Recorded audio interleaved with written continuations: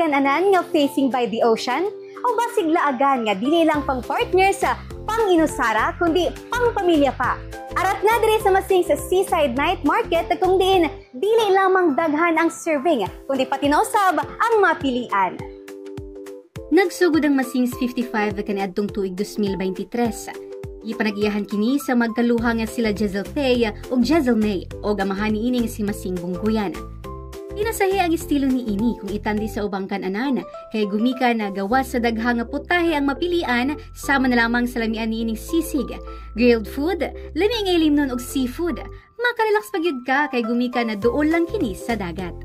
Aning Masing 55 kay si Papa Masing na ako niyang angga kay Masing, and then gipanganak siya 1955.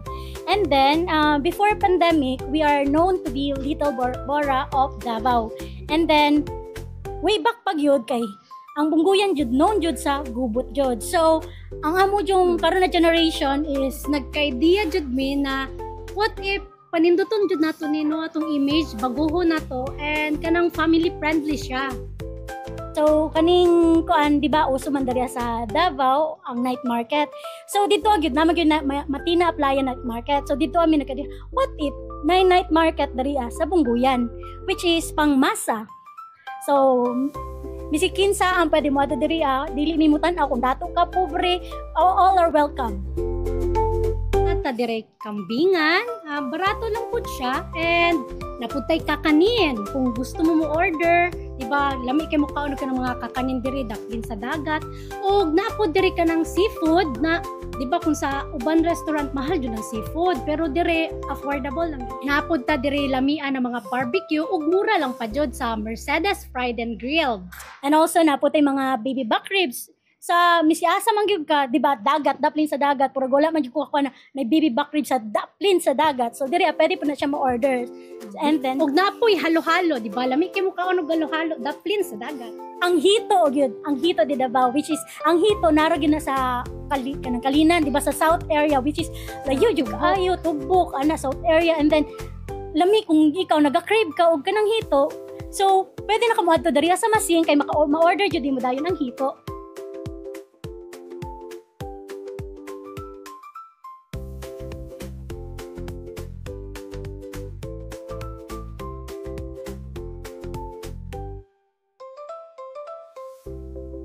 Pinakauna gyud mi diriya sa Davao na naay floating cottage. So kana which is new gyud mi diriya. So misiyasa mo adto, wala pa jud koy nakuan. Siguro naman siguro pero layo siya. And diriya kay accessible lang kay na kay sakyanan, na pag yung mga tricycle, so pwede kayo. Tapos ang mga food po diriya kay barato lang o kanang affordable lang jud, kanang pangmasa lang jud siya. Kalakip na sa ilahang amenities mao ang dako nga parking space alang nimo. Pero pod nimo ma-enjoy ang ilahang live performances kada gabi gikan Miyerkules hangtod Domingo samtang anaa ka sa ilahang minibar. Gani gibisita na usab kini sa pipila ka mga sikat nga mga personahe. So sama na lamang ni Baron Geisler. Wala jud ko nag-expect no kay dako-dako gyud ang nagastuan ni, pero I'm proud to say na mao na gyud ni ang amuang dream na business, napatuko jud siya. And also di man gyud mawala sa kanang mga business owners na lahi-lahi gyud ang opinion parehas niya na opinion siya. Ako pud napod magbangi gyud mi. So wala, sige na lang at the end of the day mag-amigo ra gyapon mi.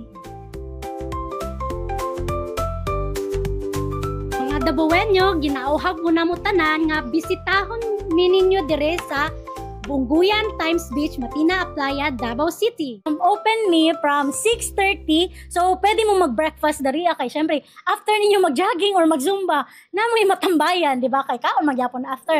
And then, until 1 a.m. So, from 6:30 until 1 a.m. open me. So, pwede mo dari magkaon, pwede mo dari mag-inom, kauban yung barkada. Pero, syempre, yung pamilya, pwede ko mo mag-inom. Pero, mas lindot dito, kauban yung pamilya kung magkaon mo, ug mga lamiang pagkaon dari na barato lang po jud. Tara na sa Masing, maglingaw kita!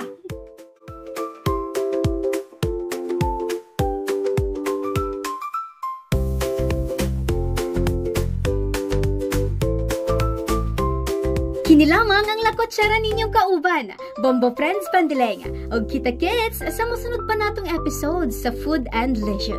Dinhi lamang sa Good Morning Philippines.